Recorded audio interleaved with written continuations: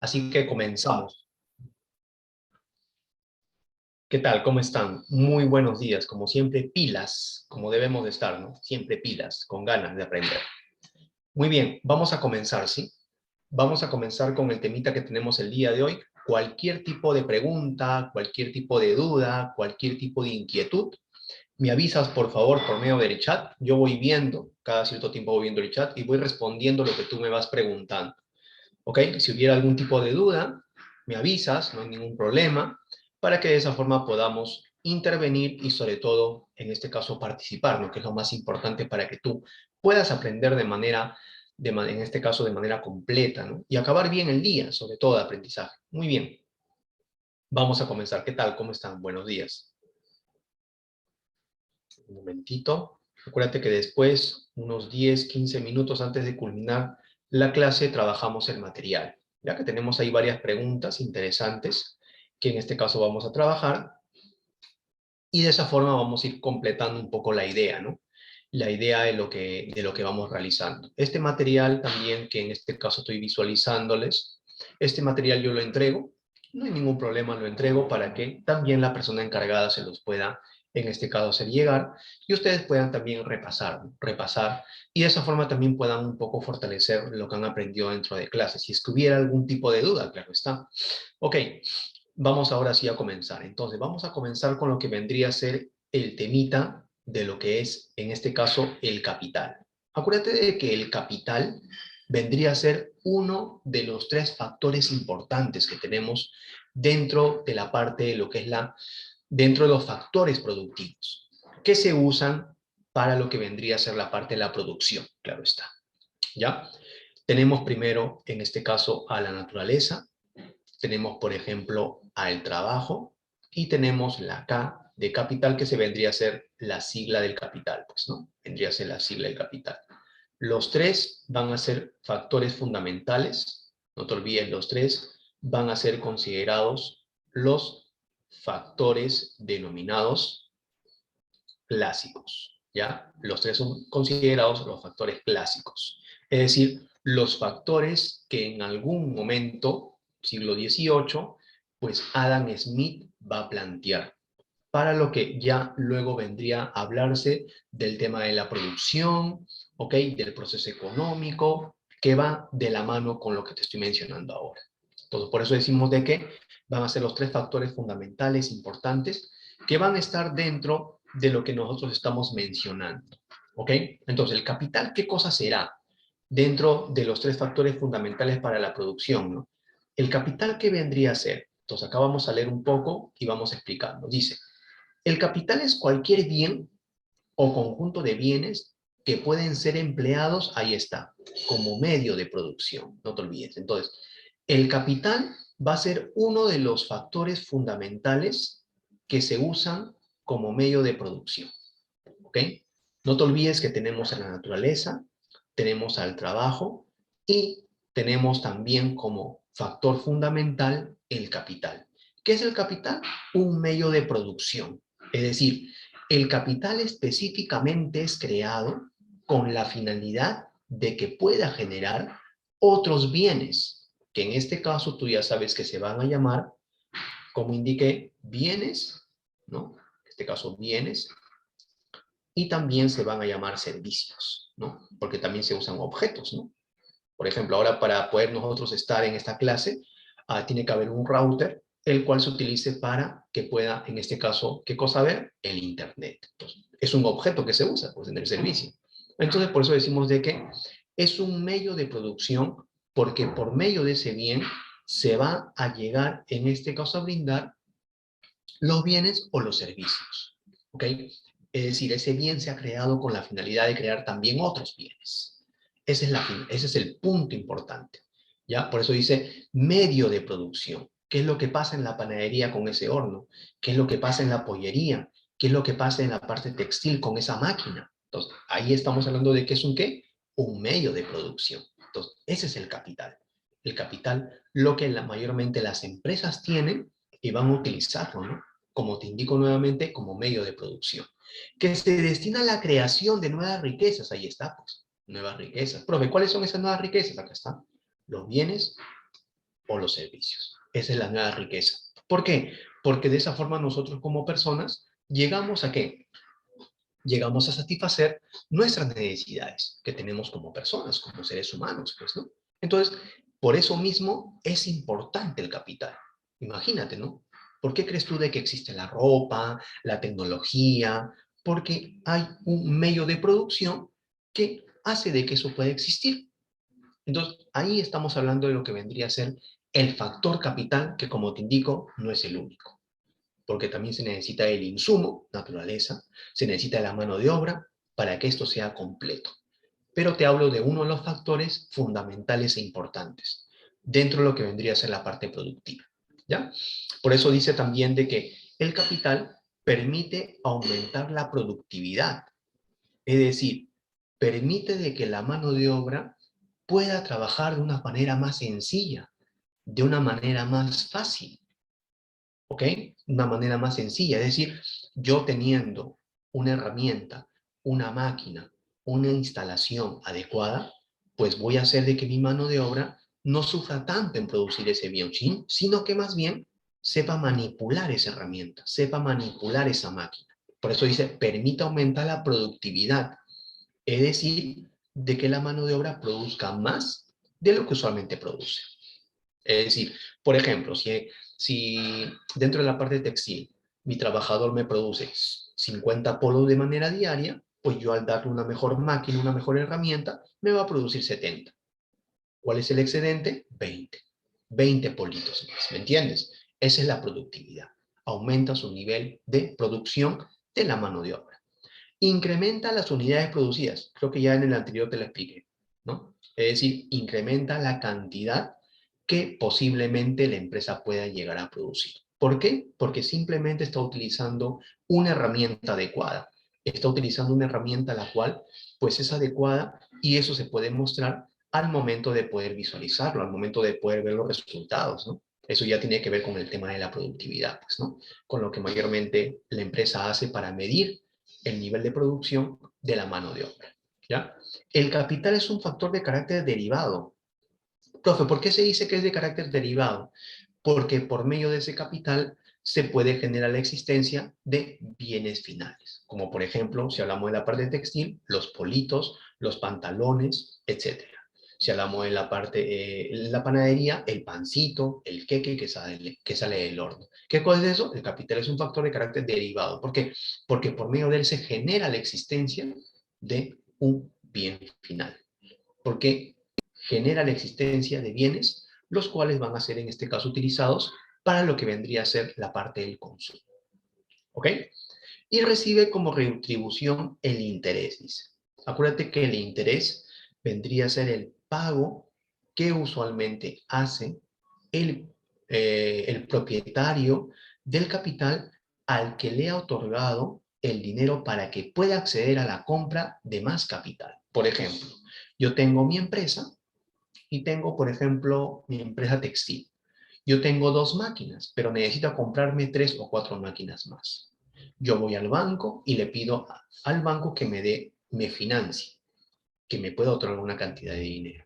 El banco al otorgarme ese dinero, yo al banco le comienzo a deber.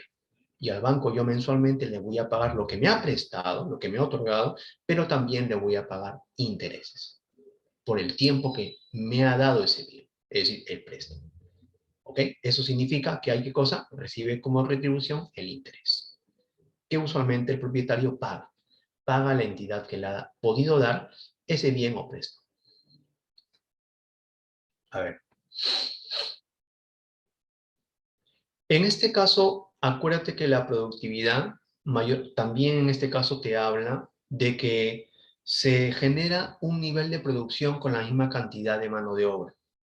¿Ok? La productividad mayormente se centra en que la empresa produce, por ejemplo, una cierta cantidad de bienes, pero con la misma cantidad de mano de obra. Por ejemplo, eso en referencia vendría a ser la productividad. Si, por ejemplo, una empresa tiene 15 trabajadores y yo tengo 10, si yo produzco la misma cantidad que esa empresa, significa que yo estoy haciendo de que mi mano de obra sea más productiva. ¿Me entiendes? Mi mano de obra sea más productiva. ¿Por qué? Porque ellos con más cantidad de mano de obra no producen más de lo que debería de ser. Y acuérdate que para la productividad, por eso lo dije, que para la productividad no solo se requiere mano de obra, trabajadores hábiles, ¿ah? Sino que también ahí entran muchas cosas más, como es la tecnología, como es un buen espacio para trabajar, de adecuada herramienta, entran muchas cosas para hablar de la productividad. ¿Ok?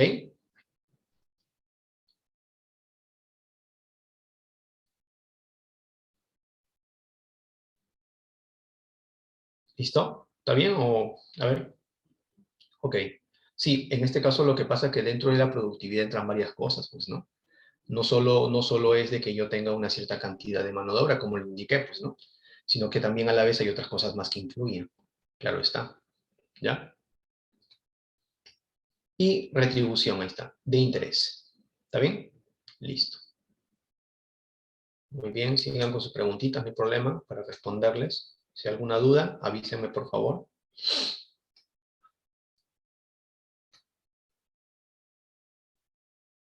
¿Listo? Ya, seguimos. Seguimos entonces. Ok.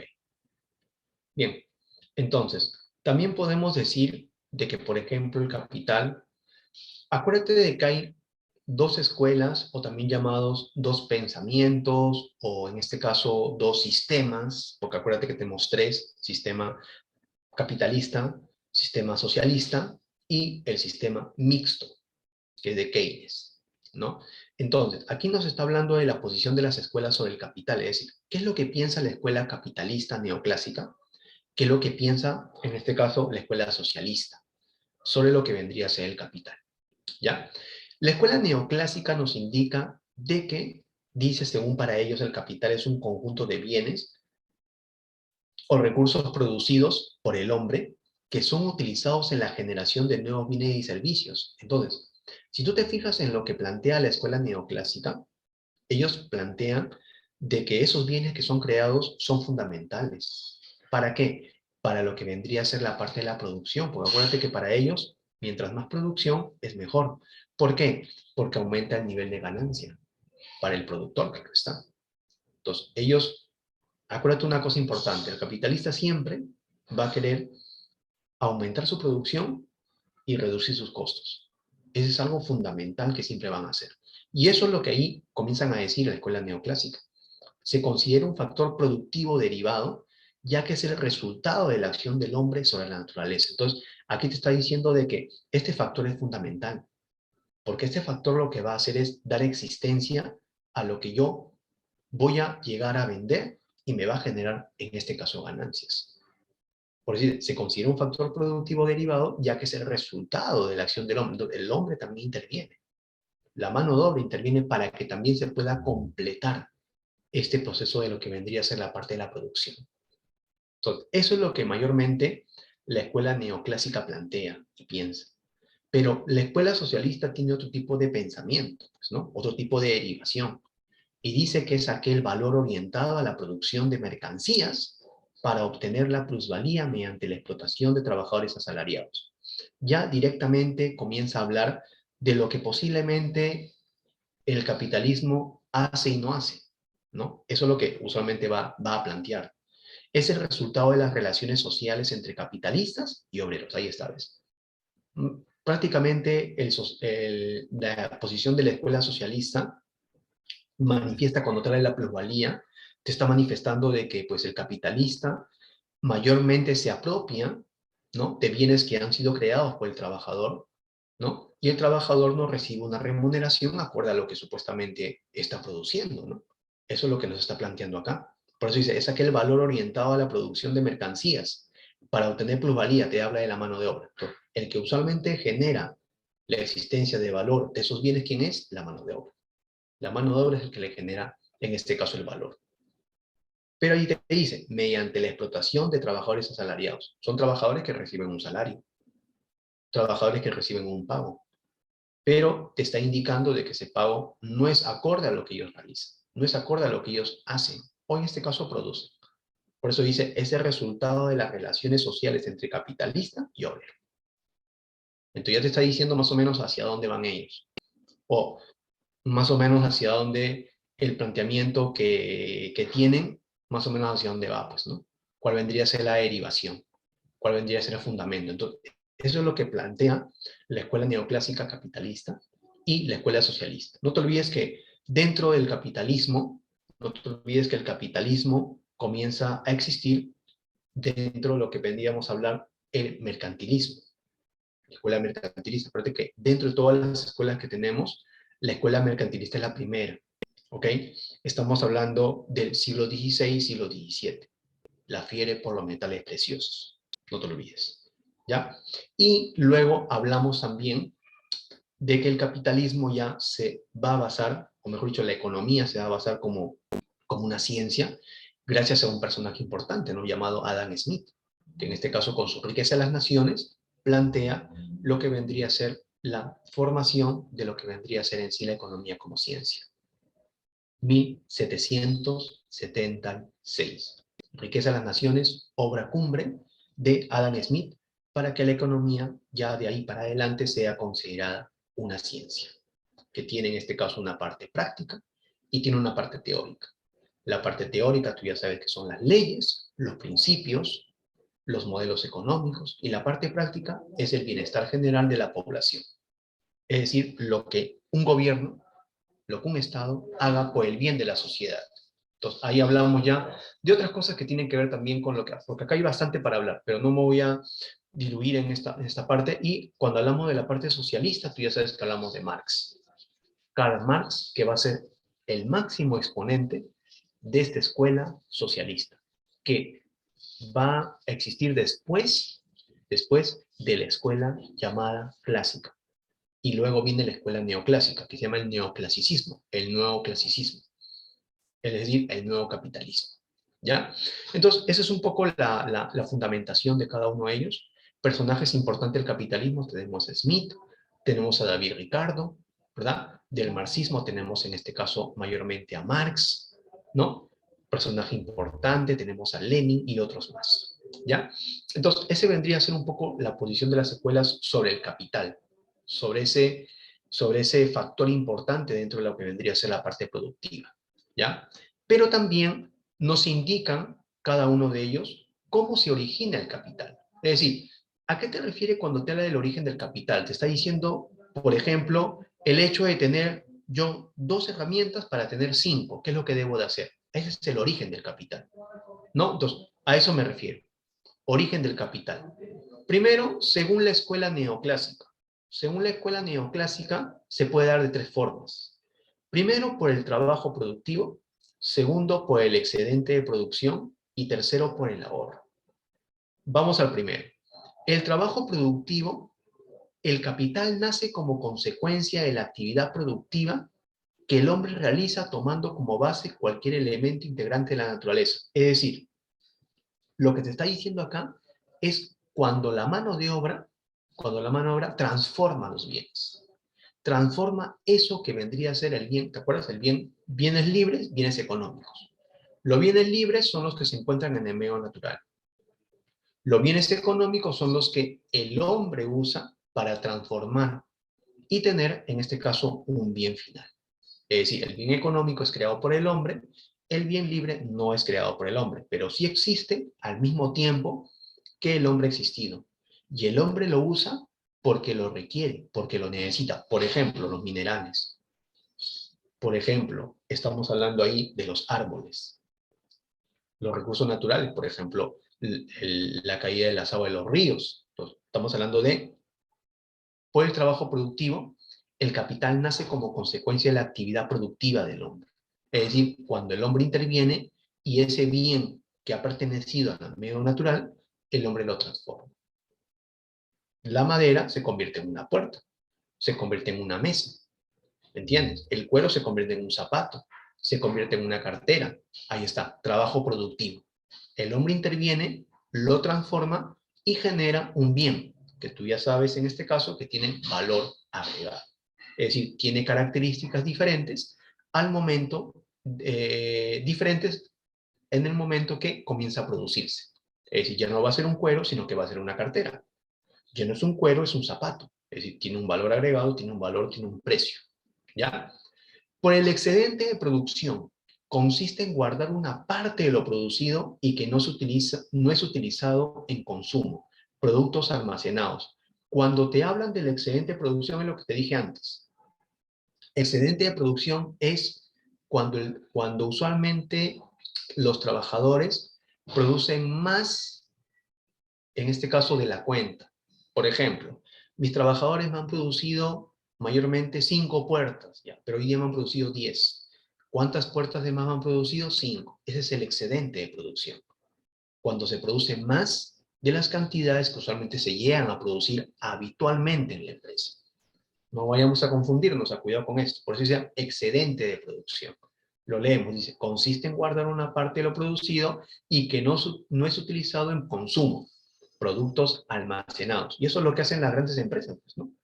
Las grandes empresas producen en masa, en cantidad, y lo que usualmente todavía no van a vender o ofrecer, lo guardan en almacenes. ¿Para qué? Para que mientras están ofreciendo y vendiendo, cuando ya se acaben lo que tienen, en este caso a la mano, van a su almacén y sacan más de esos bienes que han producido, es decir, de ese excedente de producción. Entonces a la empresa le conviene producir más para que también a la vez su nivel de ingreso o ganancia, en este caso, pueda llegar a aumentar. Le conviene. Creo que a toda empresa, como te dije al inicio, siempre a una empresa le conviene aumentar su nivel de producción. Eso genera el aumento de sus ingresos o ganancias y también la reducción de su renta, o mejor dicho, gastos, ¿no? Que mayormente usualmente tiene que realizar. Entonces, ese es el excedente de producción. Pero también tenemos por el ahorro. Dice, es una forma de crear capital, pues ahorrando dinero y colocándolo en negocios productivos, inversión, se forman nuevos capitales. Es decir, el ahorro es el dinero que no se usa ni para el consumo ni para la producción, ¿no? Es como si yo, por ejemplo, ganara 2.000 soles mensual y de esos 2.000 soles, 500 soles dejo en mi cuenta de manera mensual. Entonces, ¿qué estoy haciendo? Ese dinero no lo utilizo para mi consumo. Entonces, lo mismo hace una empresa. Lo que usualmente ellos obtienen como ganancia, va a haber una parte de lo que supuestamente han ganado que lo van a utilizar para un nuevo proceso productivo. Pero hay otra parte que no. Y ellos ese dinero lo pueden utilizar de diferentes formas. Es decir, haciendo de que, poniéndolo en el banco para que aumente en este caso sus intereses a favor, ¿no? O si no, comprando, por ejemplo, espacios como terrenos, propiedades, y haciendo de que ese dinero se valorice, es decir, porque ese bien que he comprado se puede revalorizar, es decir, puede aumentar su valor. Entonces, de esa forma, también las empresas ahorran. O en este caso, lo más conveniente, la inversión también en la bolsa de valores, ¿no? Comprando acciones de otras empresas. También lo pueden hacer de esa forma, también pueden aumentar, en este caso, el dinero que ellos tienen, es decir, el ahorro que tienen, el dinero que no van a utilizar. De esa forma también pueden hacer de que su dinero vaya creciendo.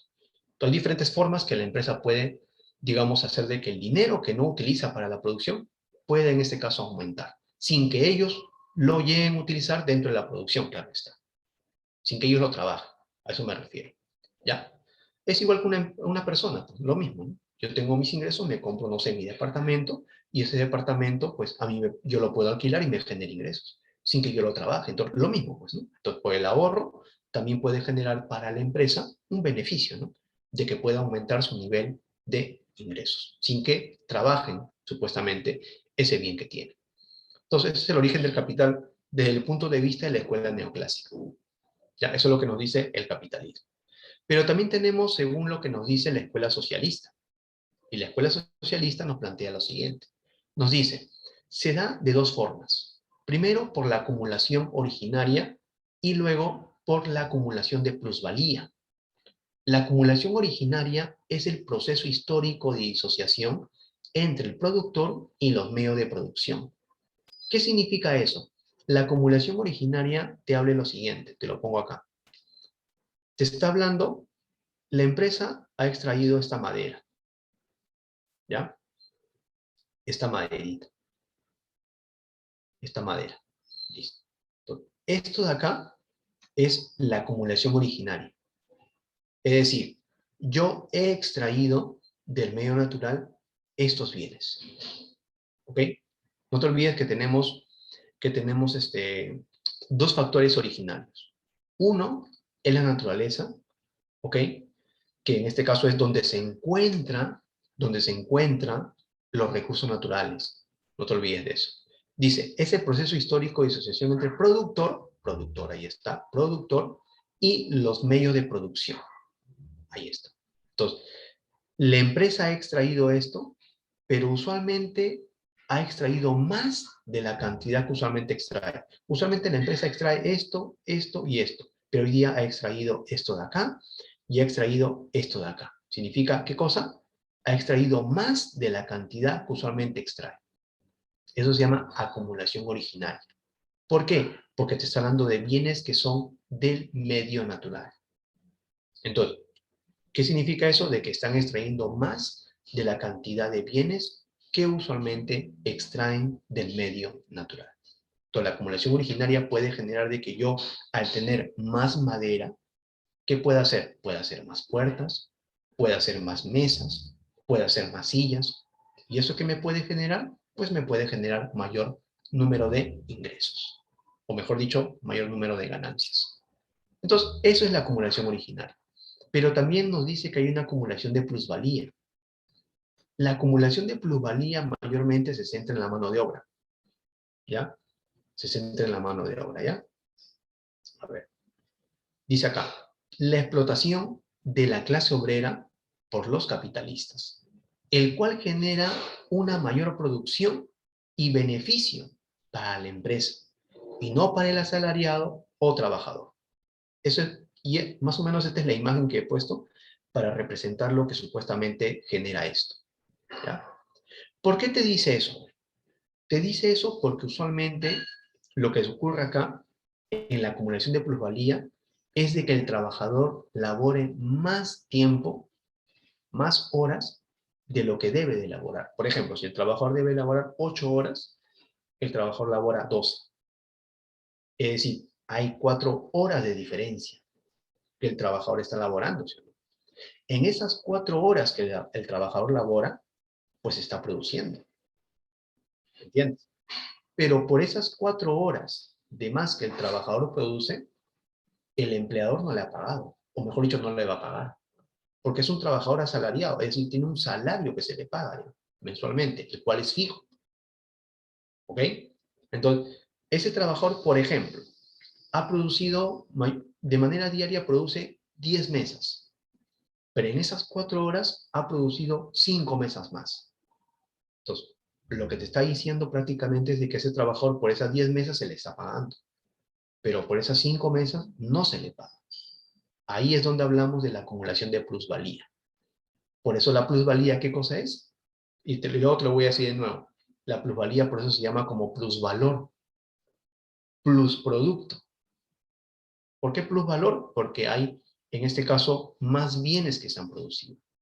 Plusvalor, plusproducto. Es decir, se ha producido más bienes de lo que usualmente se producen. Pero claro, eso beneficia a quién? Al empleador, no al trabajador. Por eso dice, y beneficio para la empresa, dice acá, ¿ves? Beneficio para la empresa, y no para el asalariado. Es decir, para el que se le paga, pues, ¿no? Yo te pago por lo que tú haces, pero no me estás pagando por todo lo que yo hago. Eso es lo que mayormente, en este caso, la escuela socialista plantea y dice. Y acuérdate que su bandera de la escuela socialista va a ser la plusvalía, la mano de obra, pues, ¿no? Que en este caso va a ser lo fundamental que va a llegar a tener y que le va a dar el real valor a las cosas, la mano de obra, ¿ya?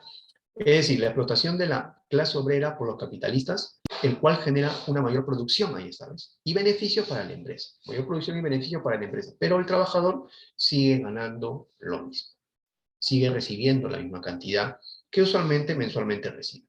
Entonces, ahí es donde viene el problema, pues, ¿no? Ahí es donde viene el detalle, el problema, lo cual va a generar, lo cual genera, según la escuela socialista, de que también se dé una mayor ganancia de parte del productor capitalista y no de parte también de la misma forma del trabajador. Entonces ahí hay algo diferente, algo distinto. Entonces eso es lo que nos plantea, en este caso, la escuela socialista. Allá, lo repito. Cuando te hablan de la acumulación originaria, te están hablando de que la empresa lo que hace es extraer más de la cantidad de, digámoslo así,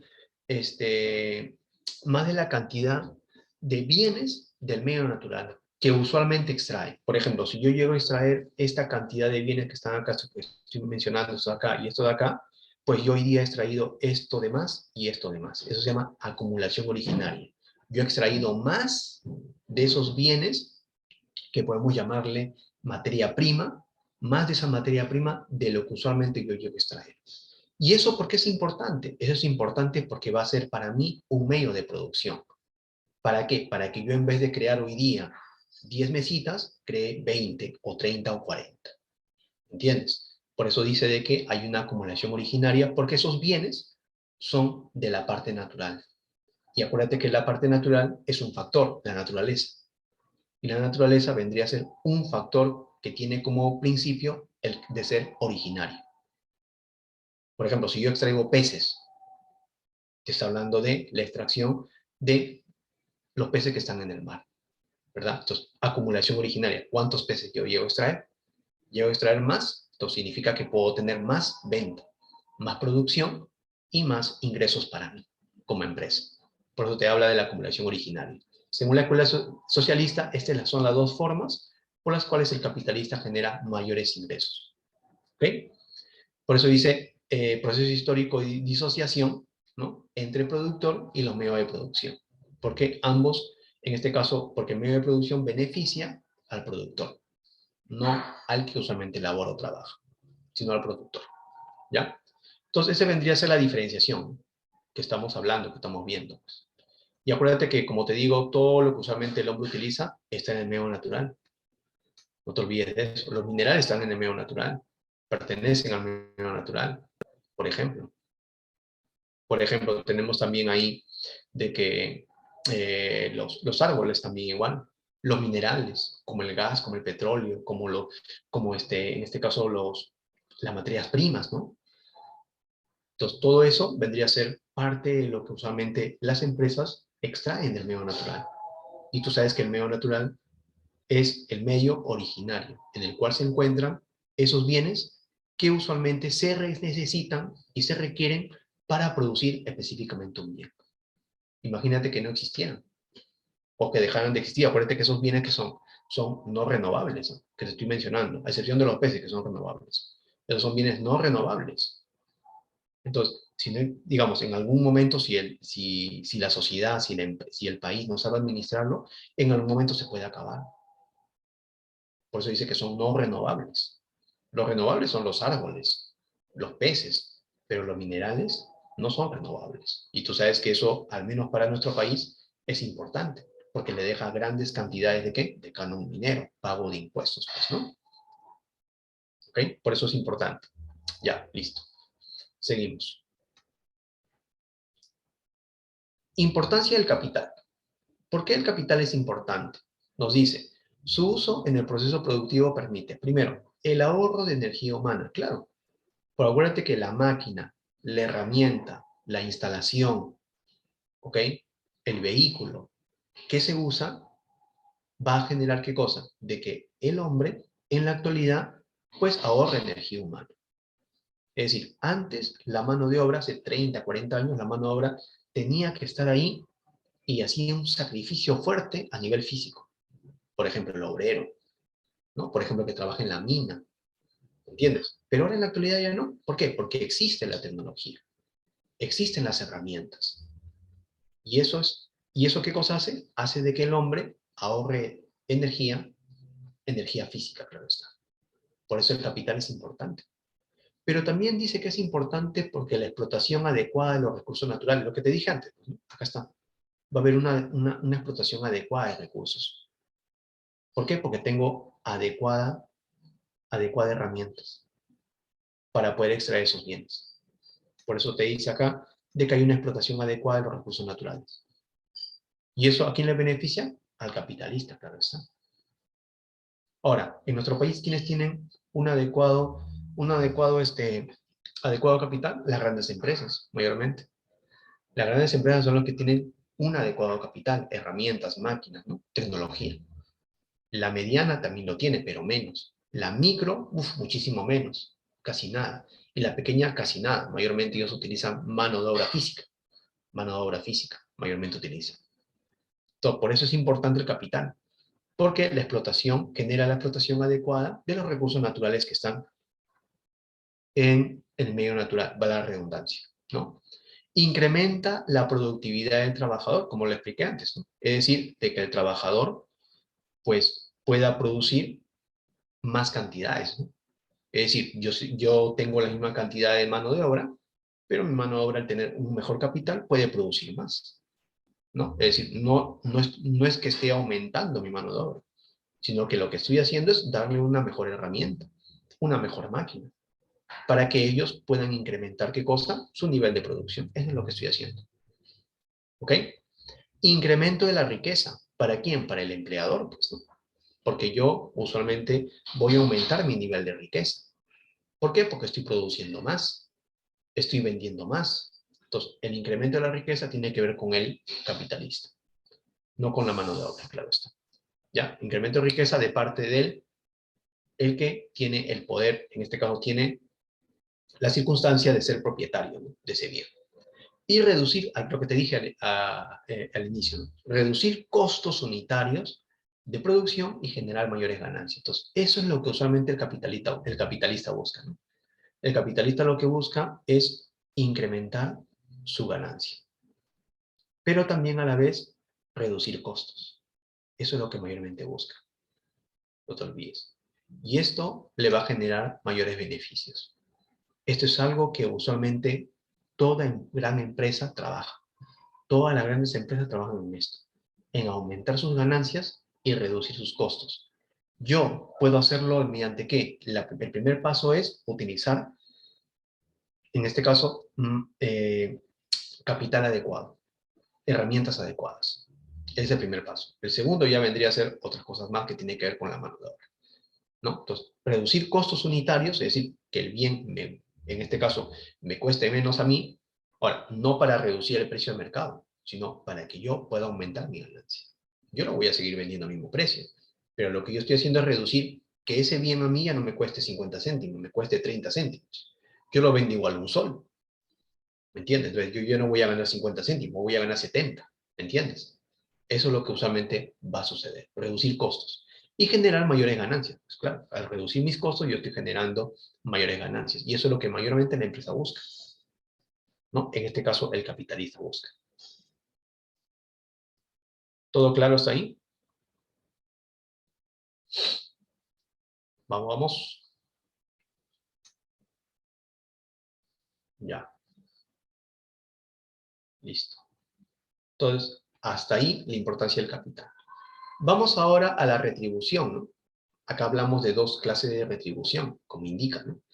Acuérdate de que la retribución vendría a ser el pago que se hace al capital, ¿ok? Dice, su participación en la creación de riquezas se le retribuye con intereses, como te indiqué antes, ¿no?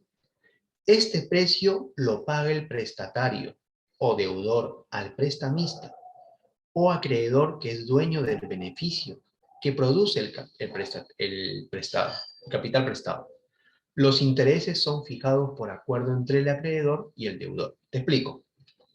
Como te dije al inicio, la empresa, la empresa usualmente requiere, la empresa usualmente requiere, por ejemplo, aumentar su capital. Es decir, de pasar a tener 2 máquinas a tener 5. Pero yo requiero de que una entidad bancaria, el banco, a mí me pueda brindar un préstamo como empresa. Entonces lo que yo hago es acudir al banco y decirle, mira, yo necesito que tú me des tal cantidad de préstamo. Entonces el banco le dice, muy bien, yo te voy a dar esa cantidad. ¿Cuánto tiempo quieres que yo te preste esta cantidad? Bueno, en 2 años te lo pago. Bacán. Entonces, mensualmente esa empresa va a pagar una cierta cantidad de dinero. Pero dentro de esa cantidad de dinero que va a estar devolviendo, se le va a cobrar un interés, que usualmente puede ser anual y usualmente se fracciona de manera mensual. ¿Ya? Ese es un interés simple, por eso se dice. ¿Ya? Entonces, ahí es donde hablamos de lo que usualmente vendría a ser la retribución al capital. Por eso dice, los intereses son fijados por acuerdo, claro, porque yo usualmente va a haber un contrato el cual va a decir, yo he aceptado recibir esta cantidad y he aceptado que me cobren tal cantidad de intereses, que puede ser 10, 15, 20, 30, 40%, no sé. Depende depende de la entidad bancaria a cual yo voy y depende de la entidad bancaria qué tipo de beneficio me quiera brindar, ¿no? Va a depender también de eso. ¿El capital? No, no. Acuérdate de que cuando tú hablas de inversión, la inversión vendría a ser uno de las etapas del proceso económico. No te olvides, la inversión tiene que ver con el dinero que usualmente destina la empresa. La inversión es lo que puede generar el capital. Es muy diferente, ¿ya? La inversión, es decir, yo invertir en herramientas, yo invertir en más mano de obra, yo invertir en producir más, por ejemplo, más chompas o polos. Esa es otra cosa, ¿ok? No te olvides. Que acuérdate que también tenemos clases de capital. Otra clase de capital, que al último lo vamos a ver, no te preocupes. Que también tiene que ver con la inversión, claro está. ¿Ya? Que también tiene que ver con la inversión.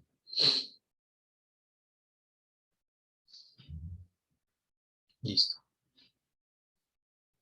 Ahora, dice que usualmente esta retribución podemos encontrarlo de dos formas.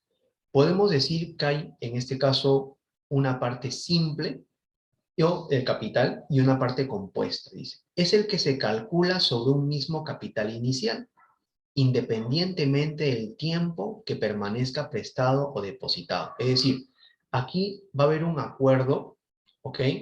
Va a haber un acuerdo de cuánto es lo que supuestamente se va a cobrar. Es decir, yo ya sé que pasado en este caso, por ejemplo, un mes, yo voy a llegar en este caso a recibir o se me va a cobrar esta cantidad de interés. Por eso dice acá, es el que se calcula sobre un mismo capital, acá está el mismo capital, acá está, inicial, ahí está capital inicial, independientemente del tiempo que permanezca prestado o depositado. ¿Ok? Es decir, aquí ya se sabe cuánto usualmente se va a llegar a cobrar.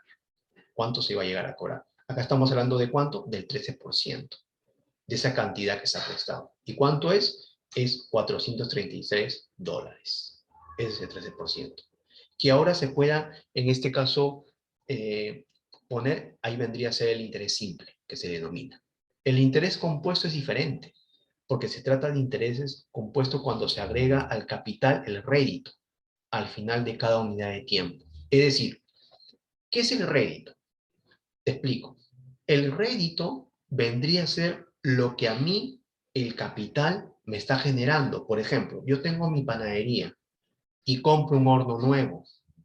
Este horno, el día de hoy a mí, en la producción que ha generado, en dinero, ¿cuánto me ha generado? Por ejemplo, si yo he generado, es un decir, si yo he generado, por ejemplo, 500 panes, esos 500 panes a mí me han generado 200 soles. Eso vendría a ser el rédito, lo que genera el bien que a mí me han llegado a dar, es decir, el bien que yo he comprado. ¿Entiendes? Eso se refiere el rédito, no crédito, cuidado con eso, es rédito. Por eso dice, se trata de interés compuesto cuando se agrega al capital, es decir, se agrega esta cantidad de dinero, se le agrega, ¿ok? El rédito al fin de cada unidad de tiempo. Es decir, acá está. A esto de acá se le agrega 50. ¿No? Es decir, ya no va a ser 1000, sino que va a ser, ¿qué? 1050. A esto al siguiente se le agrega, del 1050 se le agrega 52,50 más. ¿Cuánto es? 1102,50. ¿Qué se está agregando acá? Se le está agregando el rédito, lo que supuestamente a mí me está generando de beneficios de ganancia ese capital que yo he adquirido o he comprado. Ahora, puede ser de manera diaria, puede ser de manera semanal, puede ser de manera mensual, eso depende del prestatario, depende del dueño del capital. A eso se le denomina capital compuesto, que es diferente. El otro te habla específicamente, el otro te habla de manera permanente. Dos cosas muy distintas, dos cosas muy diferentes. ¿Ok? Entonces, a eso se refiere. Ahora vamos a lo que vendría a ser clases de capital. No te olvides, cuando hablamos de la clase de capital, estamos hablando según los neoclásicos y también hablamos según los socialistas. ¿Ya? Entonces, cuando hablamos del capital en sí, hablamos primero de lo que nos indican los neoclásicos. Acuérdate, los neoclásicos son los capitalistas, no te olvides de eso. Neoclásicos capitalistas, ¿ya? Nos indica dos cosas. La escuela neoclásica lo va a dividir según su rotación. Lo divide en dos. Lo divide en capital productivo y lo divide en capital lucrativo. ¿Ok? Capital productivo, capital lucrativo. El capital productivo, como te indica la palabra, tiene que ver con la parte de la producción. Cuando los bienes que se usan son utilizados en la parte de la producción, es decir, la generación de bienes, la generación de servicios, todo lo que tiene que ver con la parte productiva. Sirve para la creación de nuevas riquezas y ha sido formado solo para ello. Ahí está, ¿ves? Si yo tengo, por ejemplo, una máquina en la panadería, ese horno en la panadería ha sido formado para eso, para que genere la existencia del... Si yo tengo, por ejemplo, una máquina textil, en la parte de textil, claro está, pues ha sido formado para eso, para que haga polos, para que haga pantalones. Esa es la parte productiva. A eso se le llama capital productivo, porque produce, genera, ¿ok? La existencia de algo. Por eso dice acá, ha sido formado solo para ello. Por ejemplo, zapaterías, panaderías, fábrica de gaseosas, entre otros. ¿Ya?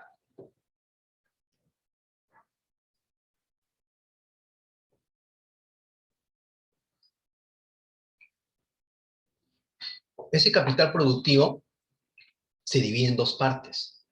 Se divide en capital fijo y se divide en capital circulante. Profe, ¿cuál es la diferencia?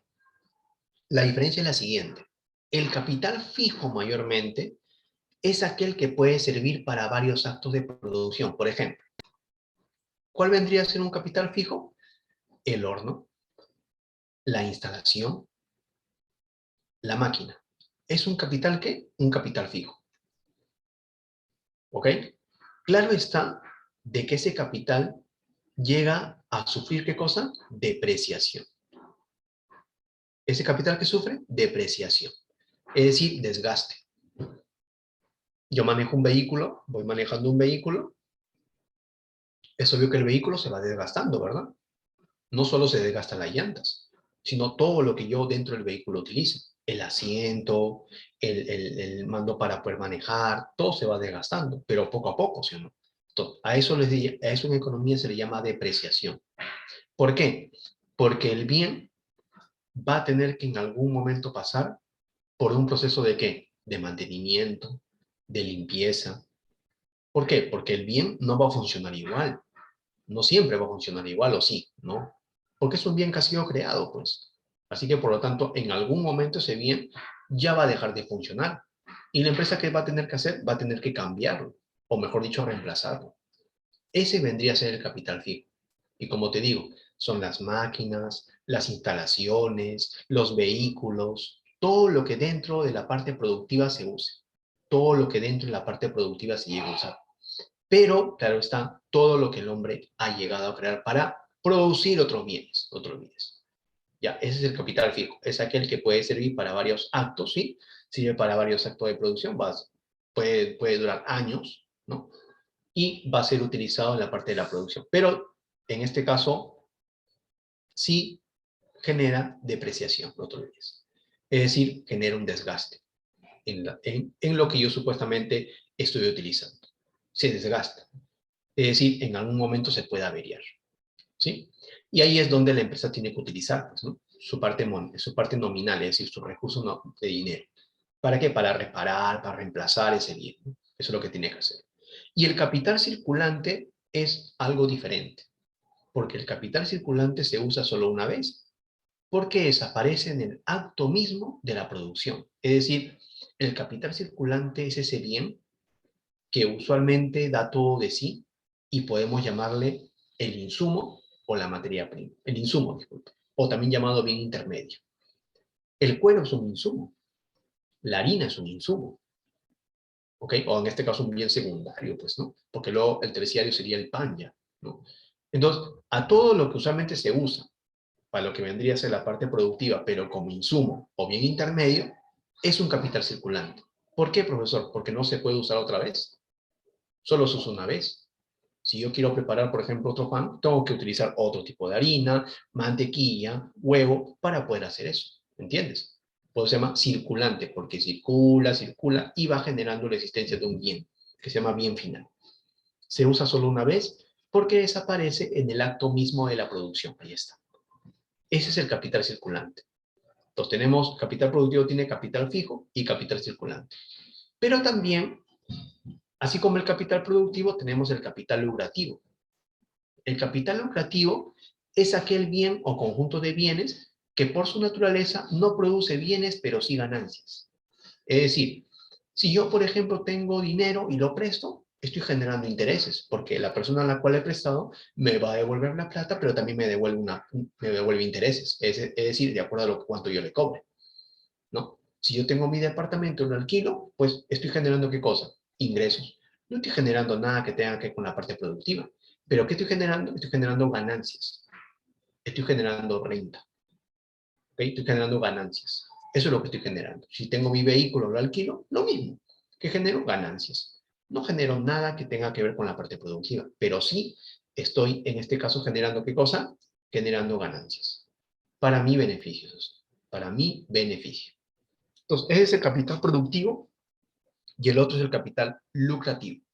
Son dos que en este caso estamos mencionando. ¿Ya? Listo. Ahora vamos al siguiente. No te olvides, dentro de la escuela neoclásica hablamos, en este caso, según su rotación. ¿Ok? En el otro es diferente, pues, ¿no? Vamos a ver que es algo distinto. Ahí vamos a ver, por ejemplo, según o por la creación de valor. Es decir, aquí hay uno que le genera valor al bien. No te olvides que la escuela socialista lo que hace en el capital constante es combinar capital fijo y capital circulante. Al combinar estos dos, lo que ellos hablan es de un capital constante. Dice, es el capital cuyo monto de su valor no aumenta, sino que permanece constante. ¿Ok? Y por lo tanto, no crea nuevo valor. Es decir, el valor de los bienes no se centra en este capital, sino en otro capital que se llama variable. Mira lo que plantea la escuela socialista. Mira más o menos cómo lo plantea. Está representado por aquella suma de dinero, te habla del dinero, que se utiliza en la compra de los medios de producción. Es decir, te puede hablar, capital constante, te puede hablar de herramientas, te puede hablar de máquinas, te puede hablar de dinero. Ese es el capital constante, como indica la palabra, ¿no? Ese es el capital constante, que como te indica, no es el que genera nuevo valor a los bienes, es decir, a lo que crea, sino que hay otro, más importante, digámoslo así, fundamental. ¿Cuál es ese? El capital variable. Dice, es el capital invertido en salarios, es el pago por la fuerza de trabajo cuya característica es que crece o varía. ¿Ok? Es el que genera valor, por lo tanto, este capital es fuente de plusvalía. Entonces, para la escuela socialista, ¿cuál es fundamental e importante? El capital variable. ¿Por qué? Porque el capital variable se asocia con la mano de obra. Pues. Y la escuela socialista le da la relevancia, en este caso, ¿a quién? A la mano de obra. Porque indica que es lo fundamental dentro de la parte de lo que vendría a ser la producción. ¿Ok? Por eso decimos de que el capital variable es el capital invertido en salarios, es decir, en mano de obra. ¿Ya? ¿Y qué es la plusvalía? Acá lo he puesto.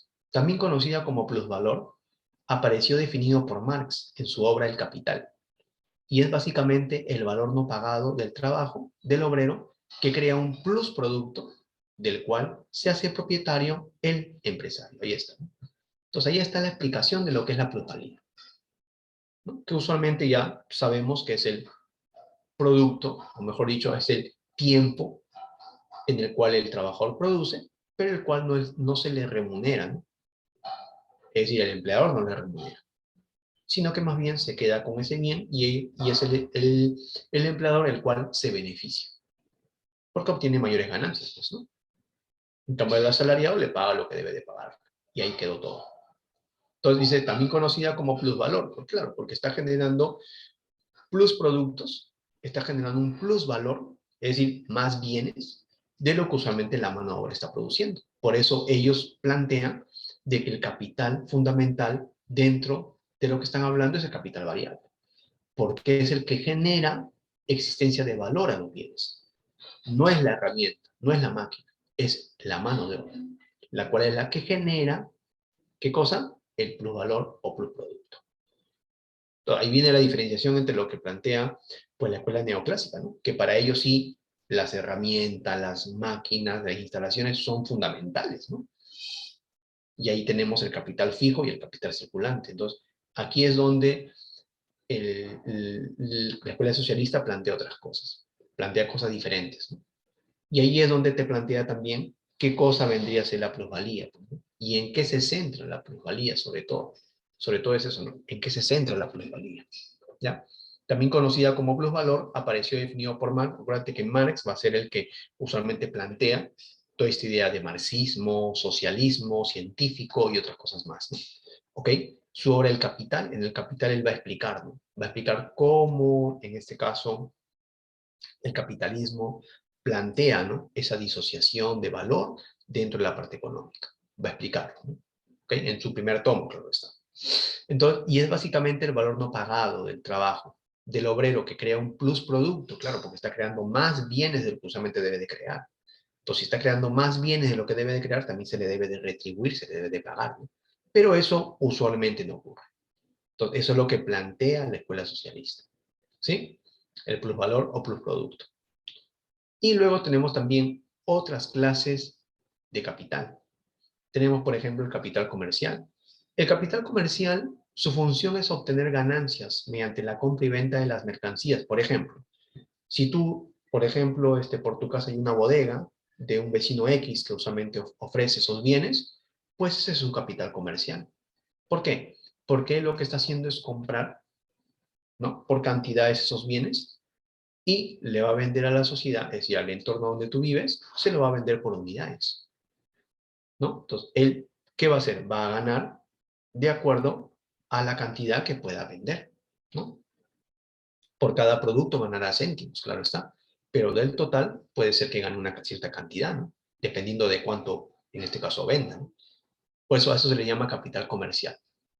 ¿Por qué? Porque tiene que ver con el comercio. Las tiendas, las bodegas, las boticas, ¿no?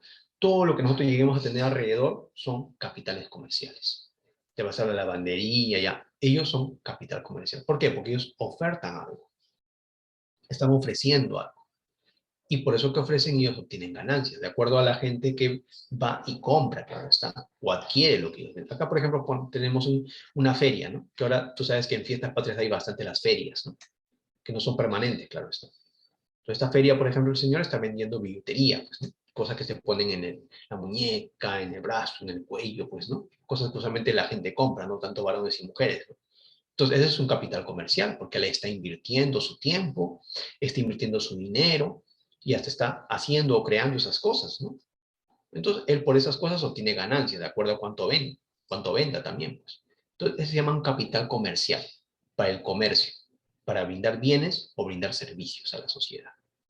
El capital industrial es un capital muy distinto.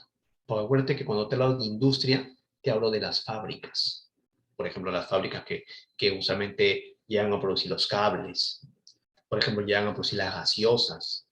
Llegan a producir las golosinas, ¿no? Entonces, se utiliza para producir plusvalía, constituido por excedentes productivos. Es decir, en el capital industrial, al trabajador se le paga no por las horas que trabaja, sino por lo que produce. Aquí estamos hablando de un trabajo a destajo. Si alguno de ustedes ha escuchado, el trabajo a destajo es al trabajador se le paga por las cantidades que produce. No por las horas que trabaja, sino por las cantidades que ha producido. Es decir, si un trabajador produce más, gana más. Si un trabajador produce menos, gana menos. Eso es lo que te está diciendo. Y esa es parte del capital que hablamos dentro de la parte industrial. Porque eso es lo que mayormente ellos generan, pues, ¿no? Ellos generan beneficios, pero de acuerdo, ¿no? A cómo también van produciendo. Porque ellos que venden en masa, venden en cantidad, o mejor dicho, producen en cantidad. Entonces necesitan un trabajador que también produzca de esa forma. Por eso dice, se utiliza para producir plusvalía, plusvalor, plusproductos. Es decir, más producto de lo que usualmente se produce. Constituido por excedentes productivos, es decir, te está hablando de las cantidades que usualmente se deben de llegar a producir. Y aquí por eso te digo de que la mano de obra tiene que tener, en este caso, la capacidad de producir lo más que pueda, porque usualmente son empresas que producen en masa. Ese es el capital industrial, la industria. Pero también tenemos el capital bancario y el capital financiero. ¿Cuál es la diferencia? Primero vamos a capital bancario, ¿ya? Es originado por obligaciones entre clientes y las instituciones financieras. Es decir, te está hablando de las entidades bancarias. Acuérdate que entidades bancarias y financieras son diferentes. Una entidad bancaria te habla de los bancos. Financiera te puede hablar de una caja, te puede hablar de una financiera en sí, de una microfinanciera, es decir, son más pequeñas. ¿Ya? Son más pequeñas. Y también su nivel de inversión y su nivel de ingresos y su nivel de clientes también son menos. Entonces, hay una diferenciación entre uno y otro. ¿Ya? El capital bancario mayormente te habla de los bancos.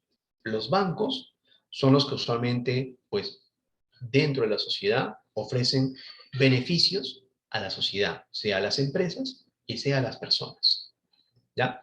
Por eso dice, originado por obligaciones entre los clientes. El cliente puede ser una empresa, el cliente puede ser una persona. Va a depender en este caso qué es lo que usualmente la persona esté buscando, pues, ¿no? O la empresa, ¿no? Esté buscando, ¿no? Y las instituciones financieras, es decir, la entidad financiera a la cual le dice, oye, mira, yo te presto tanto y te cobro tanto de intereses. Acá está, los intereses. De acuerdo a qué entidad bancaria hablemos, pues los intereses pueden ser mayores o pueden ser menores. ¿Para quiénes? Para las personas o para las empresas. ¿Está bien? Entonces, ese es el capital bancario, mayormente. Un minutito.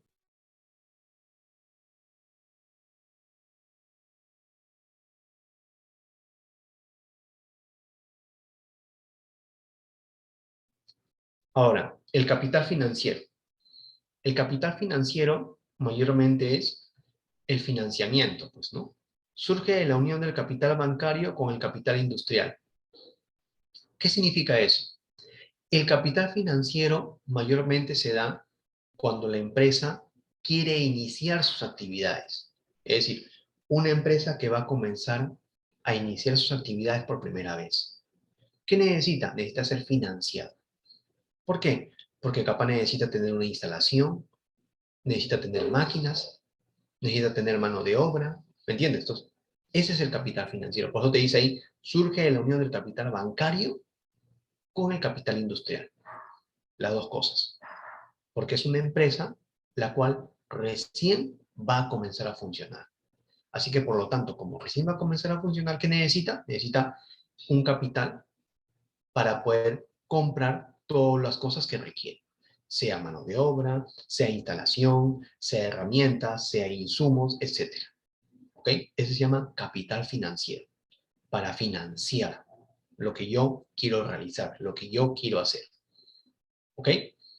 Ahora, vamos a lo siguiente. El capitalismo. Acá hay algo muy importante. Cuando hablamos de capitalismo, vamos a ver qué es lo que nos dice la escuela neoclásica y lo que nos dice la escuela socialista. Y con eso culminamos. ¿Ya? Dice, la escuela neoclásica, capitalista, claro está, dice que es una organización económica que se caracteriza por la propiedad privada de los medios de producción y distribución y la búsqueda de ganancias bajo condiciones competitivas. En el capitalismo y la economía de mercado, las actividades económicas se resuelven en el libre juego de las fuerzas competitivas, de la oferta y la demanda. A ver, cuando hablamos nosotros de capitalismo, estamos hablando en este caso de que mayormente el capitalismo se basa en las inversiones de las empresas privadas. ¿Ok? Acuérdate que nosotros como país tenemos según la constitución política, tenemos una economía social de mercado. La economía social de mercado está conjuntamente apegado a lo que es el capitalismo. La libre disponibilidad de que las empresas puedan ingresar. Es decir, claro, para ello tenemos instituciones que ven, ¿no? Que ven de que puedan ingresar y que cumplan con los requisitos. No se le prohíbe, claro está. Entonces tenemos un libre mercado. ¿El libre mercado qué cosa es? El libre mercado libre juego es cuando tenemos ofertantes y demandantes. Y en nuestro país tenemos eso. Es decir, tenemos demandantes que somos nosotros porque demandamos, necesitamos bienes, necesitamos servicios, y hay ofertantes que nos lo ofrecen. Nos ofrecen bienes y nos ofrecen servicios. Entonces, por eso decimos que cuando el capital es libre, para que el consumidor y el ofertante pueda ingresar, pueda ofrecer, pueda vender, pueda comprar, ahí hablamos de un capitalismo. ¿Por qué? Porque el Estado lo único que hace es, por ejemplo, cumplir con su obligación de ¿qué? De que ambos puedan relacionarse de manera adecuada, ofertante y demandante, y también hacer que ambos cumplan con su compromiso tributario. ¿Me entiendes? Entonces, ahí hablamos de un capitalismo. Por eso dice, es una organización económica que se caracteriza por la propiedad privada. Es decir, no es de que esos bienes sean de todos, ¿no? Sino que ese bien es de tal, ese bien es de tal, ese bien es de tal. Eso es propiedad privada. ¿Ok? De los medios de producción y distribución. Es decir, yo como empresa digo cuánto voy a producir, a quién voy a venderle, a cuánto lo voy a vender. Claro, tengo que venderlo de acuerdo a lo que me indica la parte económica, ¿no? ¿Ok? Dentro de lo que debe de ser. Entonces, eso vendría a ser el capitalismo según la escuela neoclásica. Pero vamos a ver qué es lo que nos dice la escuela socialista. Nos dice, se denomina capitalismo a la organización de la sociedad en que la tierra, las fábricas, los instrumentos de producción, etcétera, pertenecen a un pequeño número de terratenientes y capitalistas, mientras la masa del pueblo no posee casi ninguna propiedad y debe por lo mismo alquilar su fuerza de trabajo. Si tú te fijas, ya está haciendo la diferencia, ¿no? Está como que dando a entender de que solo de algunos es el beneficio y muchos no lo tienen. Eso es lo que te está indicando, ¿no? Y tú sabes de que, pues, en la actualidad hay muchas personas que libremente hacen empresa. Hay muchas personas que libremente hacen su negocio, ¿no? Y ellos pertenecen a un capitalismo, porque tienen la libertad de poder hacerlo, de poder generarlo. Es decir, las oportunidades están dadas en la sociedad. Solo va a depender de la creatividad, capacidad e inversión que tenga la persona. En este caso, que tenga la empresa. Entonces, mira lo que manifiesta cada uno, ¿no? Cada uno manifiesta su punto de vista.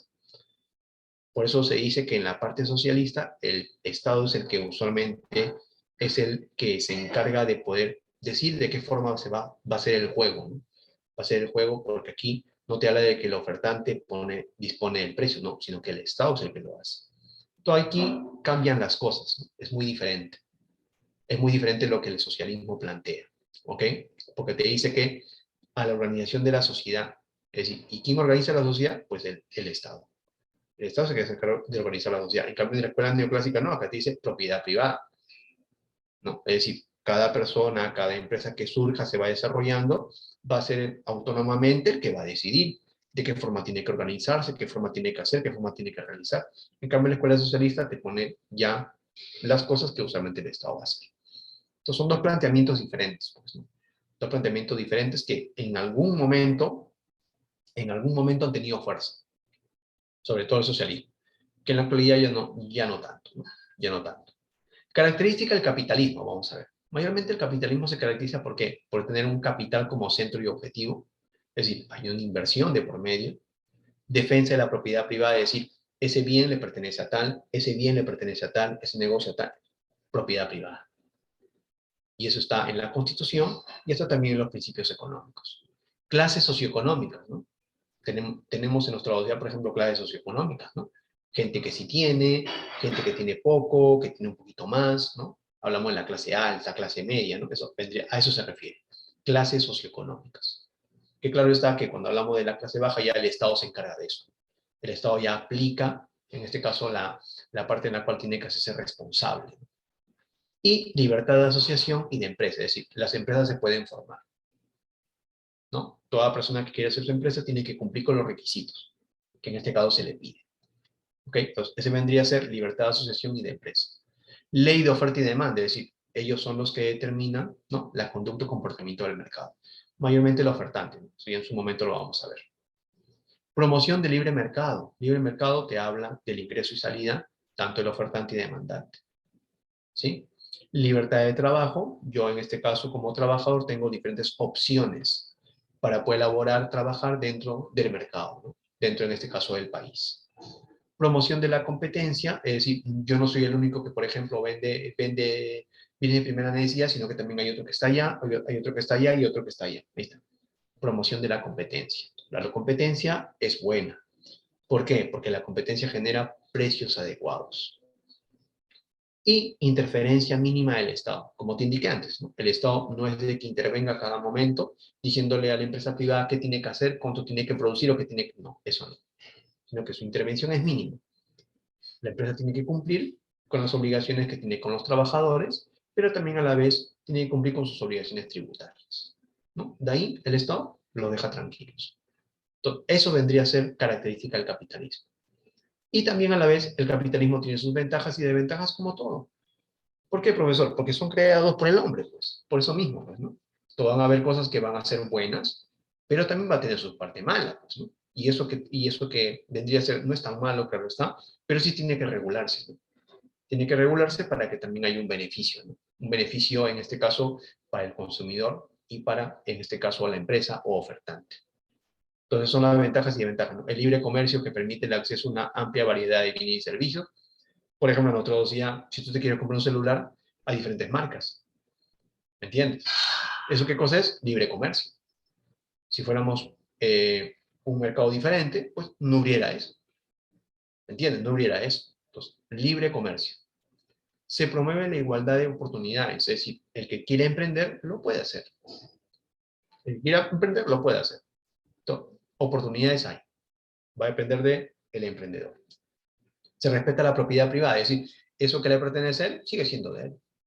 Yo como Estado lo único que hago es cobrarle el tributo que debe de ser, nada más. Pero eso es de él. Se fomenta la innovación tiene que ver con la parte tecnológica, ¿no? Lo que están haciendo las empresas en la actualidad, ¿no? Yo puedo comprar por internet, por ejemplo. Entonces, ¿eso qué cosa es? Innovación.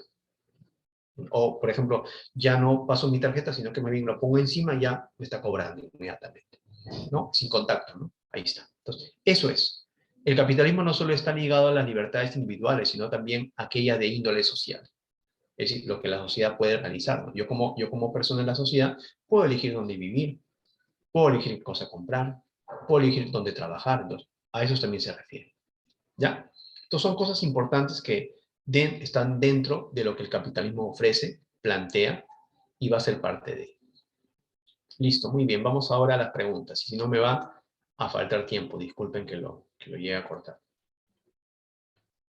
Bien, vamos a las preguntitas. Acá sí tú tienes que intervenir, ¿eh? Acá tú tienes que intervenir para que me puedas decir cuál vendría a ser la clave. Claro está que yo te voy a indicar si la clave está bien o en este caso todavía faltaría mejorar. ¿Ya? Vamos a ver. Ahora sí, el capital es un bien de consumo, instrumento que sirve como medio de cambio, todo bien que sirve como medio de producción, el dinero que se usa para la compra y venta o un factor primario de la producción. La 1 sería la C, todo bien que sirve como medio de producción. Ahí está, muy bien. 1, C de casa. Pregunta 2. Forma de constituir capital que se presenta cuando los bienes producidos de una sociedad son superiores a sus necesidades de consumo. Acumulación originaria por el ahorro, aplicación del trabajo sobre la naturaleza, por excedente de producción o acumulación de plusvalía. Por el excedente de producción. Muy bien, muy bien, muy bien. Ahí está, ¿ves? O sea, son superiores a las necesidades de consumo. ¿Ya? No te olvides de eso. Excedente de producción. D. Pregunta 3. Si un albañil coge un poco de agua y tierra, lo coloca en un molde y seca al sol o al fuego, para obtener un adobe o ladrillo, podemos afirmar que ha creado un capital debido al ahorro, a la acción del trabajo sobre la naturaleza, acumulación de plusvalía, excedente de producción o acumulación originaria. ¿Cuál sería? Vamos. Claro, sería la acción del trabajo del hombre sobre la naturaleza. Sería la B de bonito, B de barato. Claro, eso es lo que está sucediendo. 4. Según los neoclásicos, el capital que interviene en varios actos de producción sin modificar su forma se llama comercial, productivo, lucrativo, fijo o circulante. ¿Cuál sería? Vamos a ver. Vamos. ¿Cuál sería? El capital que interviene en varios actos de producción. Cuidado con eso. ¿No? Cuidado, no te vayas a equivocar. ¿Eh? Varios actos de producción. Eso es lo que te está diciendo. Claro, muy bien, varios actos de producción. Estamos hablando del capital llamado fijo, ¿verdad? El cual se deprecia, se desgasta, no te olvides. Fijo, de dedo. 5. El marxismo divide el capital en variable fijo, circulante fijo, variable constante, productivo lucrativo, productivo variable. ¿Cuál sería la clave en la 5? Fíjate bien, por favor, fíjate bien. Ajá, muy bien, ahí está. ¿Alguien más, por favor? ¿Alguien más? Vamos. ¿Alguien más, por favor? Claro, sería la C, variable y constante, ¿no? Variable y constante. Pregunta 6. Es el capital que en el proceso productivo desaparece para luego aparecer formando parte del producto, dice. Capital fijo, capital variable, capital circulante, capital constante y capital lucrativo. ¿Cuál sería la clave en la pregunta 6? Claro, muy bien. Capital circulante, C de casa, circulante. La escuela neoclásica clasifica el capital según su duración en el proceso de producción. De tal forma, los edificios y maquinarias lo considera dentro del capital fijo, constante, variable, lucrativo, circulante. ¿Cuál sería? Vamos. La escuela neoclásica, cuidado con eso. A ver, ¿cuál sería? Muy bien, muy bien. Capital fijo, fijo. No te olvides, capital fijo. A de amigo. ¿Sí? Seguimos. Gatito, disculpen. Ahí está. Ratito. Ahí está. Seguimos. Alquilar un departamento a los turistas es un fin de representar para su propietario un magnífico negocio, un capital de producción, un capital fijo, un capital lucrativo o una inversión rentable. ¿Cuál sería? Claro, un capital lucrativo, ¿verdad? Porque me está generando ganancias. Listo, seguimos. 9. ¿Cuál de las siguientes alternativas representa, vamos un ratito, ahí está, ahora sí, ya. La alternativa representa un capital, la cocina de una ama de casa, la carpeta de un estudiante, el plomo de un albañil, el televisor en un hogar o una máquina de coser en la casa. ¿Cuál sería la clave en la pregunta 9? ¿Cuál sería? No, como una máquina de coser en la casa, no creo, ¿no? Yo lo puedo utilizar para preparar mis pantalones y todo lo demás, ¿no? Pero el plomo de un albañil, sí, claro, sería un capital, ¿no? El cual, el plomo sería un capital circulante, claro está. Eso sí, ¿no? El plomo, ¿no? Ahí está, entonces sería la C de casa. No te olvides, C de casita. Seguimos, 10. El capital recibe como retribución por su participación en la creación de riquezas el interés, las utilidades, las rentas, el tributo o el salario. Pregunta 10, clave. A ver. Claro, muy bien, excelente, muy bien. Sería la A de amigo, ¿verdad? A de amigo, ¿verdad? El interés. El interés puede ser mayor o menor, simple compuesto, porcentaje mora, objetivo subjetivo, fiduciario y especulativo. A ver, ¿cuál sería la clave en la pregunta 11? Claro, muy bien, ahí está, excelente. Sí, puede ser simple o puede ser compuesto, ¿ya? B de bonito, B de barato. 12. Etapa del capitalismo donde se concentren en pocas manos los grandes capitales, de modo que llegan al monopolio. Acuérdate que el monopolio es cuando solo uno domina el mercado. No te olvides, es decir, una empresa domina el mercado. Te dice, de modo que llegan, es decir, a un inicio no solo es uno, sino son unos pocos. Que en este caso, si son unos pocos, tiene que ver con el oligopolio. En la actualidad, claro, son ya nombres de pocas empresas, ¿no?, que dominan el mercado. Pero acá no tenemos el oligopolio, así que por lo tanto debe ser otro nombre. Por eso te dice acá libre concurrencia, monopolismo, no puede ser porque estaría lo mismo, libre competencia, imperialismo o mercantilismo. Acuérdate que el imperialismo es cuando usualmente los países europeos comienzan a conquistar, ¿no? Los españoles, los portugueses, los ingleses, ¿no? Llegan a diferentes lugares, ¿no? Tanto a América, tanto a África, no te olvides, ¿no? Siglo XV, ¿no?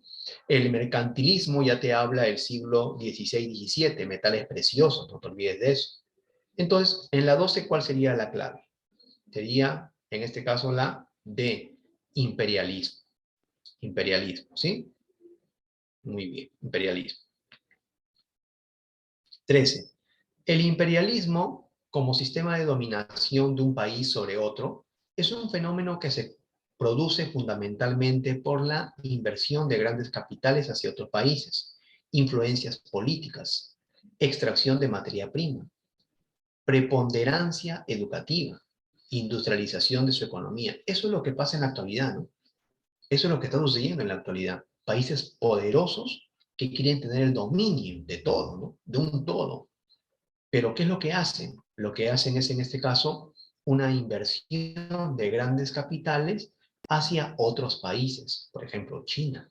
Por ejemplo, Estados Unidos, ¿no? Inversión de grandes capitales, ¿no? Hacia otros países. Es decir, ¿quiénes se llevan nuestros minerales? ¿Quiénes se llevan nuestros recursos naturales? Entonces, ahí tenemos un imperialismo, por ejemplo, ¿no? Estamos teniendo, ¿no? Prácticamente ellos quieren tener un poder total. Ya no es un poder solo de sus zonas, sino un poder total.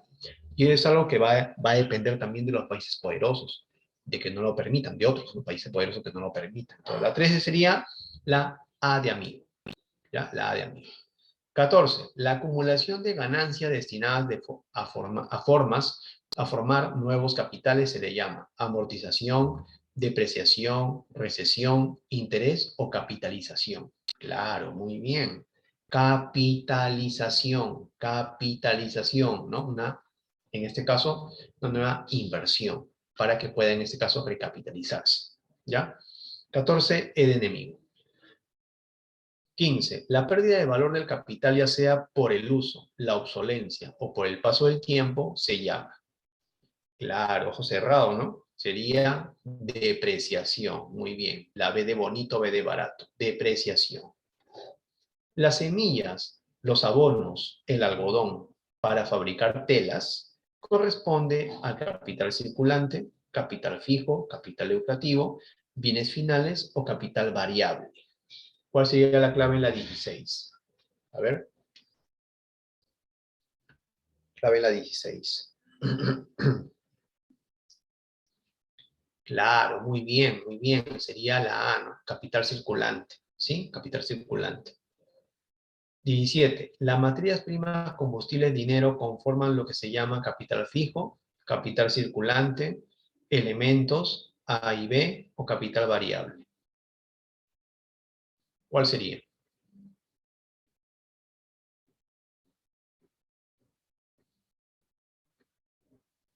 Sería todo ello, sería capital circulante. El dinero es circulante, acuérdate, el dinero también es llamado circulante, porque yo no me lo quedo en la mano, voy dándolo de un lugar a otro. Es decir, yo lo doy a la persona que me hizo el taxi, el taxista con esa plata se compra su agua, el que vendió el agua se compra más agua en macro y así, ¿entiendes? Circulante, ¿ya?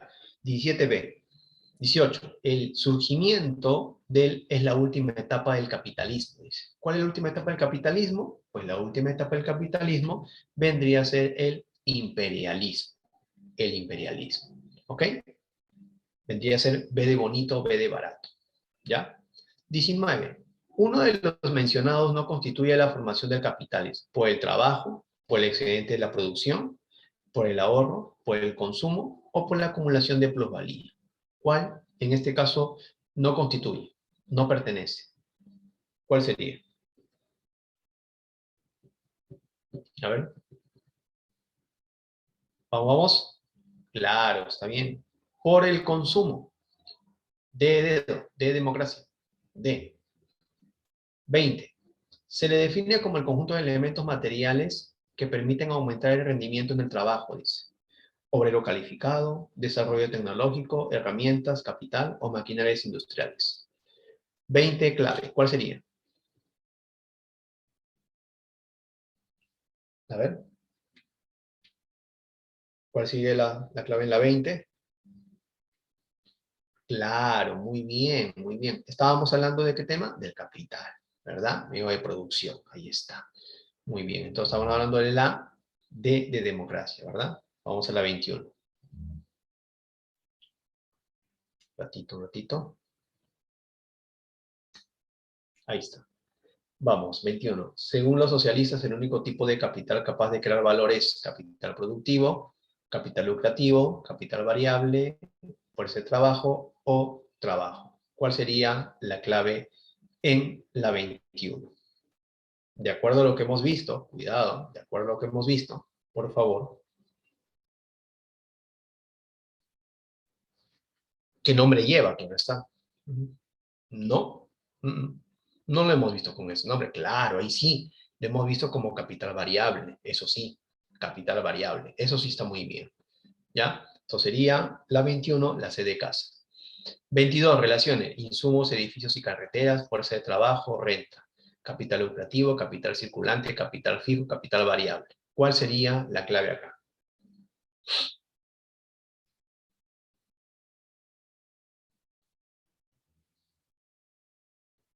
Insumos, ¿qué sería?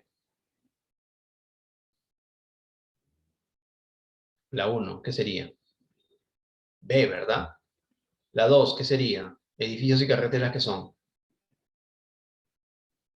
¿Mm?